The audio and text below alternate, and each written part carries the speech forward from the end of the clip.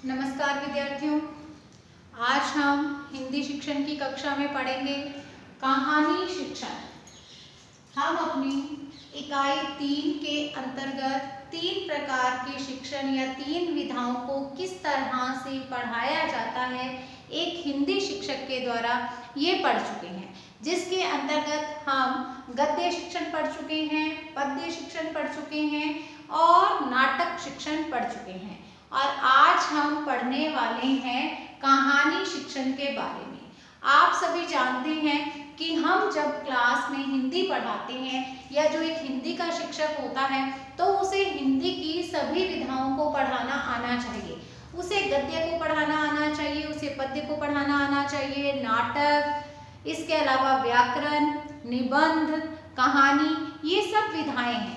ये तो अभी बहुत ही स्कूल लेवल पर पढ़ाई जाने वाली, छोटे लेवल पर पढ़ाई जाने वाली विधाएं हैं। इसके अलावा भी आपको पता है ऐसे तो आत्मकथा, जीवनी, रिपोर्टाज, रेखा चित्र, डायरी, संस्मरण, यात्रा साहित्य, ये सभी भी विधाएं होती हैं। लेकिन जहाँ पे हम बीएड कर रहे हैं तो बीएड के दौरान आप लोगों ने क्या बनना है, टीचर बनना है। बीएड करने के बाद तो आपको कहा जाता है 6 to 8 तक के बच्चों को जो पढ़ाया जाता है, जो जो विधाएं पढ़ाई जाती हैं उनके बारे में आपको पता होना चाहिए। तो यहाँ पे हम यही बात करेंगे।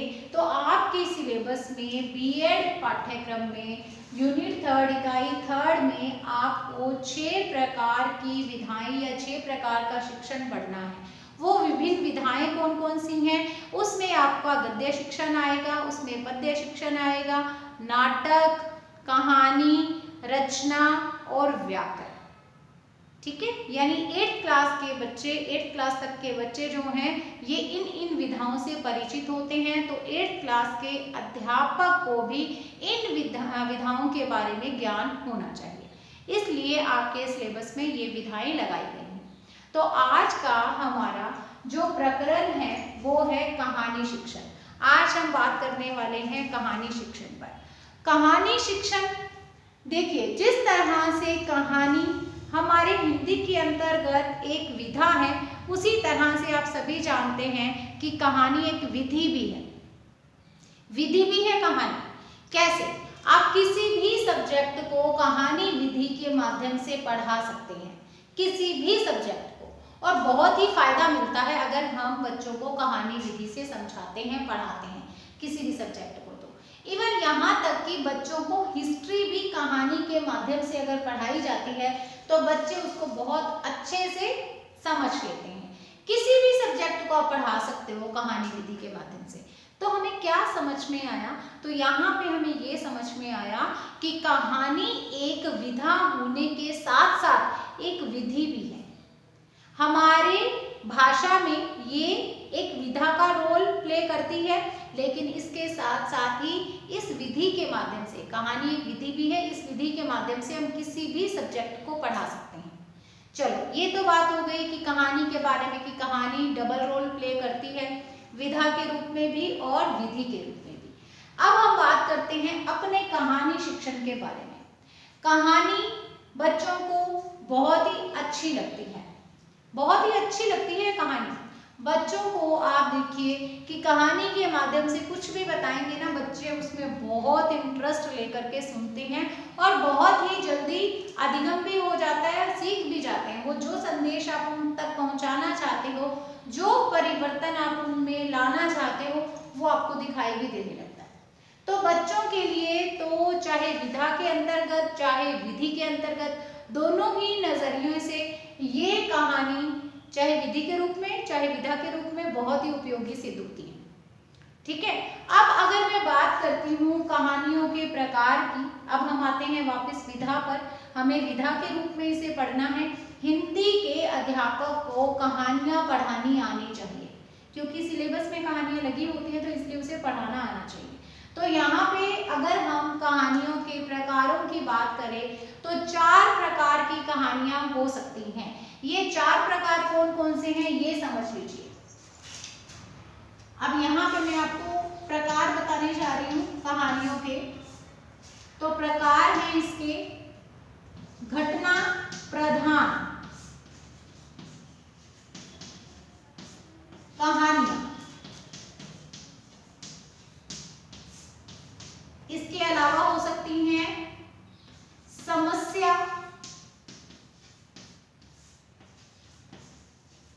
प्रधान कहानियां, या इसके अलावा किस प्रकार की हो सकती हैं कहानियां, तो मनोवैज्ञानिक कहानियां भी होती हैं।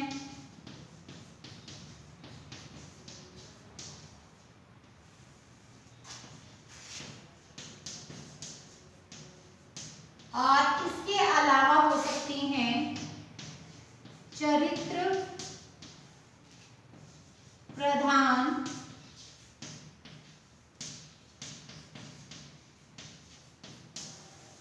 कहानी। ठीक है, तो यहाँ पे इन चारों प्रकारों को समझ लीजिए। यहाँ पे लिखे हैं आपके सामने किस किस प्रकार की कहानी हो सकती है। कहानी घटना प्रधान हो सकती है, कहानी चरित्र प्रधान हो सकती है, कहानी समस्या प्रधान हो सकती है और कहानी मनोवैज्ञानिक भी हो सकती है। इसको अब एक एक करके समझ लो। देखिए, घटना प्रधान कहानियां जो होती हैं उसमें क्या होता है, उसमें किसी पौराणिक या ऐतिहासिक घटना के से वो संबंधित होती है, उसके बारे में बताया जाता है। किसी ऐतिहासिक या पौराणिक घटना के बारे में जहां बताया जा रहा हो तो उसे हम कहते हैं घटना प्रधान कहानी।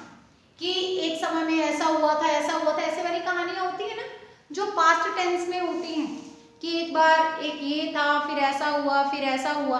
तो किसी ऐतिहासिक या पौराणिक कथा को अपने आप में समाये हुए जब हम कहानी से रूबरू होते हैं तो उसे हम कहते हैं घटना प्रधान कहानी।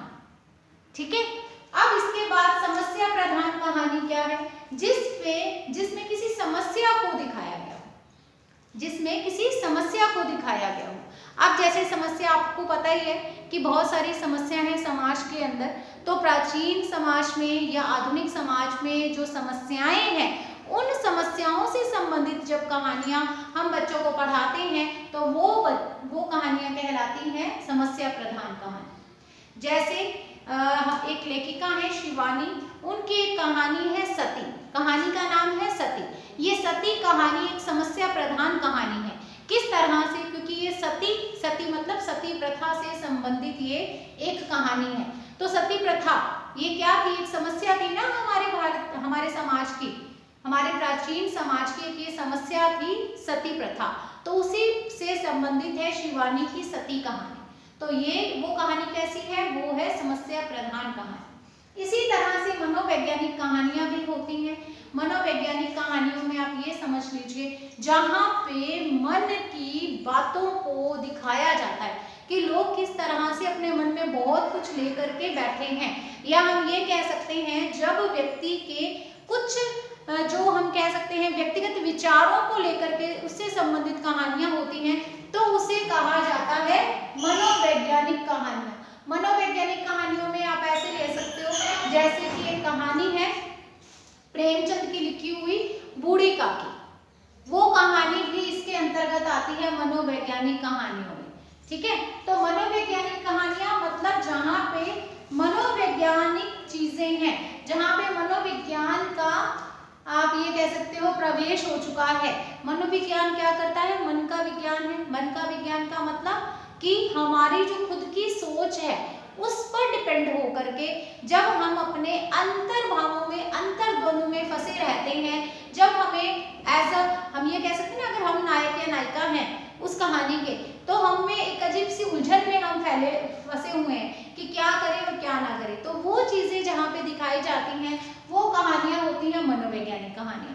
और जो ये मनोवैज्ञानिक कहानियां होती है ना, ये बहुत ही मार्मिक होती हैं, बहुत ही मार्मिक होती हैं। इसमें जो चीजें दिखाई जाती है वो ये है कि हम सामने वाले से बहुत ही जल्दी जुड़ जाते हैं। जो कहानी में नायक है या नायिका है या जो भी पात्र हैं, हम उनके साथ बहुत जल्दी जुड़ जाते हैं। उनको उनकी स्थिति को बहुत ही मार्मिक तरीके से प्रस्तुत किया जाता है। तो ऐसी कहानियों को हम कहते हैं मनोवैज्ञानिक कहानियां। इसके बाद है चरित्र प्रधान कहानियां।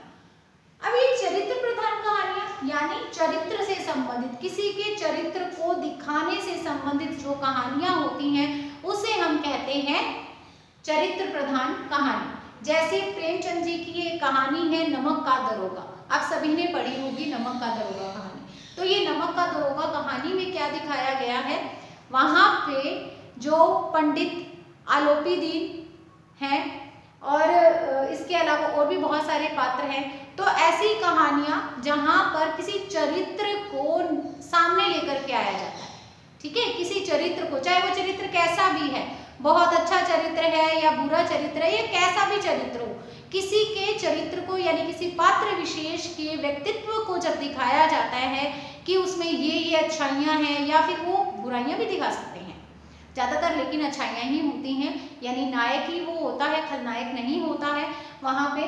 तो चरित्र प्रधान कहानियां इन्हें कहा जाता है जहां पर किसी के चरित्र को दिखाया जाता है, उभारा जाता है।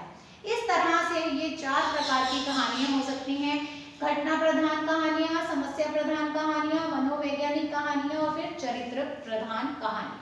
तो ये तो हमने पढ़ लिए हैं प्रकार। इसके बाद हम बात करते हैं कि आखिर इसके तत्व क्या क्या होते हैं। तो कहानी के तत्व,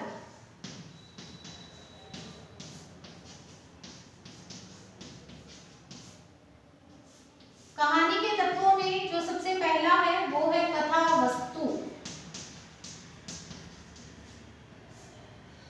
कथा वस्तु यानी कथा, अब कहानी की भी तो कोई कहानी होगी ना,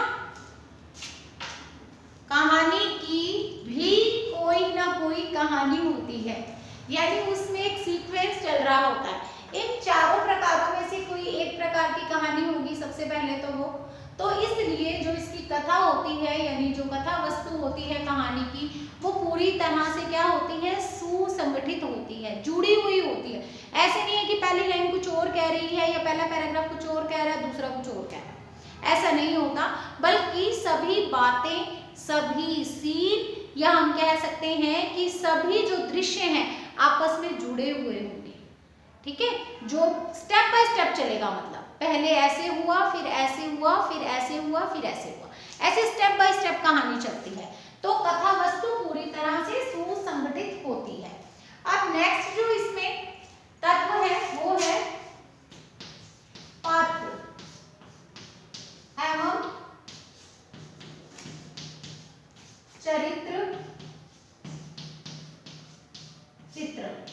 देखिए नाटक शिक्षण आपने पढ़ा है तो वहां भी आपने पात्र पढ़े थे ना, लेकिन यहाँ पे कहानी में एक चीज और साथ में चलती है, वो होता है चरित्र चित्र।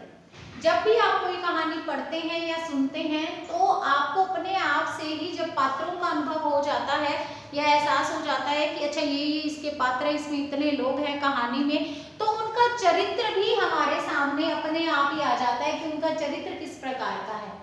जैसे मान लो कोई चरित्र ईमानदारी से पूर्ण है तो उसका कुछ ऐसी घटना हमारे सामने आ जाएगी जिससे, या फिर उसकी कुछ हम पढ़ रहे हैं कहानी तो कुछ ऐसे वाक्य उसके द्वारा लिखे हुए होंगे, कोई ऐसी लाइन होगी, कोई ऐसा अपने आंखों के सामने कोई ऐसा सीन चल रहा होगा पढ़ने के दौरान जिससे कि हमें ये समझ में आ जाएगा कि ये पात्र पूरी तरह से कैसे चरित्र का है, ये बहुत ईमानदार है या ये रिश्वतखोर है या कैसा है, ये पता चल जाता है।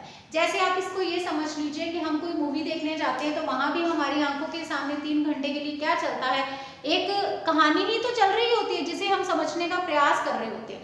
तो जब भी हम मूवी देखने जाते हैं तो ऐसा तो नहीं है कि पहले हमें परिचय दिया जाता है कि देखिए ये व्यक्ति है और इसके ये गुण है, इसके चरित्र के ये गुण है, ये ईमानदार है इसमें, फिर उसके बाद कोई नेक्स्ट आया उसके बारे में बताया कि रिश्वतखोर है, ये इसका रोल प्ले कर रहा है। नहीं, ऐसा कुछ नहीं होता है वहां पे हमारे सामने अलग अलग सीन्स आते रहते हैं और हम वहां पे अपने आप को ये समझाते जाते हैं, हम अपने आप समझते जाते हैं कि अब क्या हो रहा है क्या हो रहा है क्या हो रहा है। इस तरह से थोड़ी देर के बाद हमारे माइंड में पूरी कंफ्यूजन दूर हो चुकी होती है कि इस मूवी में इतने जो हैं वो एक्टर्स या एक्ट्रेसेस हैं और इसके अलावा इनका जो व्यक्तित्व है, जो पर्सनैलिटी है, जो इनका चरित्र है वो इस प्रकार का है, ठीक है।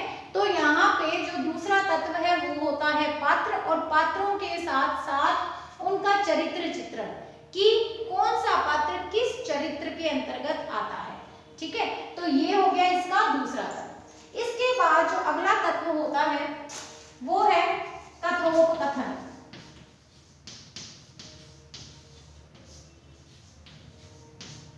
कथोपकथन मतलब ये जो पात्र है ये आपस में बात करेंगे कि नहीं करेंगे, तो ये जो भी डायलॉग्स बोलेंगे, जो भी संवाद इनके बीच में होगा, जो भी इनके बीच में बातचीत होगी, उसे कहा जाता है कथोपकथन।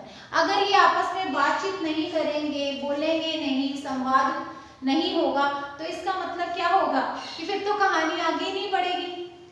ठीक है, कहानी आगे कैसे बढ़ती है, जब वो आपस में कोई घटनाएं घट रही होती हैं, आपस में बात कर रहे होते हैं, विभिन्न पात्र आपस में संवाद कर रहे होते हैं, तभी तो कहानी अगले स्तर तक पहुंचती है, अगले स्टेप पर पहुंचती है, नहीं तो फिर कहानी तो बीच में ही रुक जाएगी। तो कहानी का जुड़ा होना, उसकी कथा वस्तु को का आगे बढ़ना जरूरी है। तो इसके साथ साथ वो आगे कब बढ़ेगी, जब पात्र आपस में कथन उपकथन यानी संवाद करेंगे। तो तीसरा तत्व क्या है, कथोपकथन। उसके बाद जो अगला तत्व है वो है देशकाल।